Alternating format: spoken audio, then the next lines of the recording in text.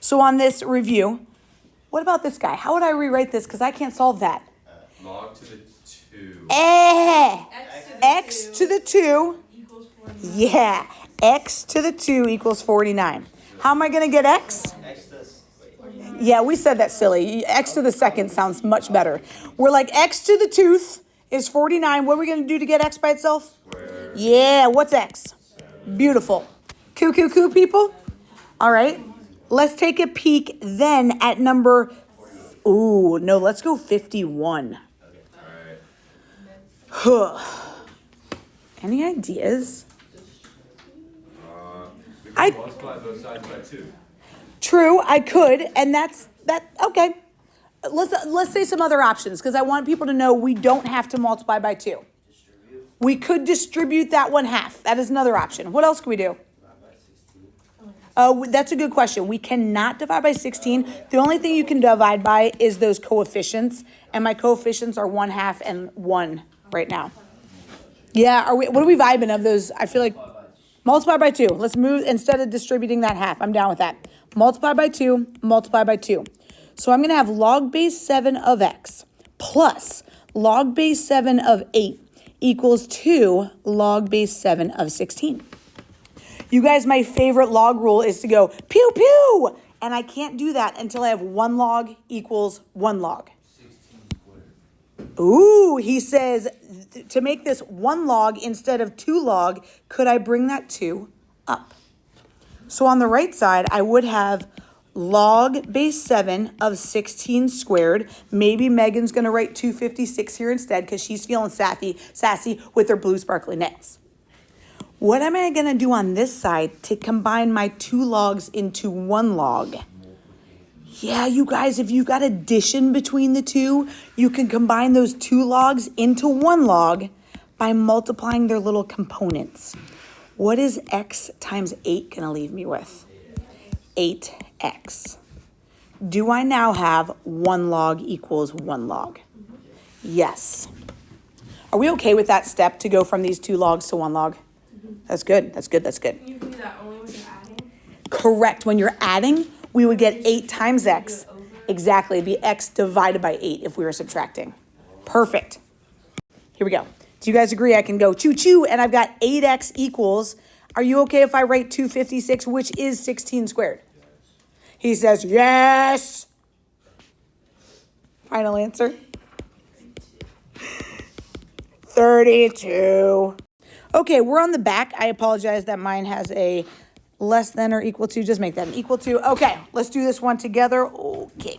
What do we do to get that variable out of the exponent? We log it. Yeah, exactly. What do we need to do? We're going to take that 2x plus 4 out of the exponent by logging it. So he's exactly right. 2x plus 4 log of 0.5, very good, equals, X plus 5. you guys, muy bien, muchachos. X plus 5, oh, happy Cinco de Mayo. Log of 0.1.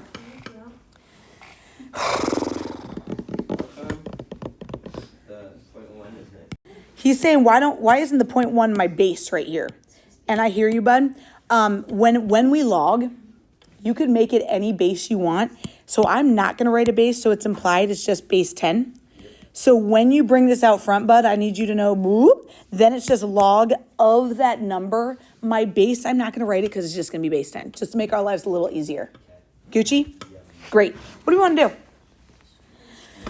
Oh, let's do it. Boop, boop. We got 2x log of 0.5 plus 4 log of 0.5 equals x, bless you, log of 0.1 and 5 log of 0.1.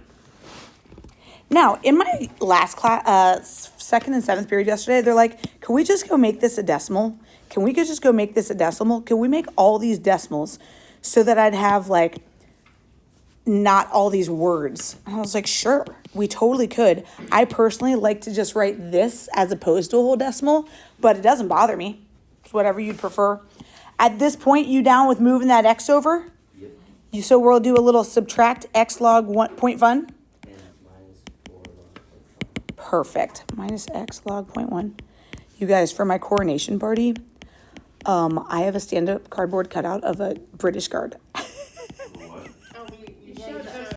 So, you guys, over here, do you agree that we really have 2x log of 0.5 minus x log of 0.1? I got all my x's on the left side. And then on the right side, this is kind of what they were saying. They're like, could I just type that right side in and get a decimal? 5 log 0.1 minus 4 log 0.5, because they didn't want to keep writing that.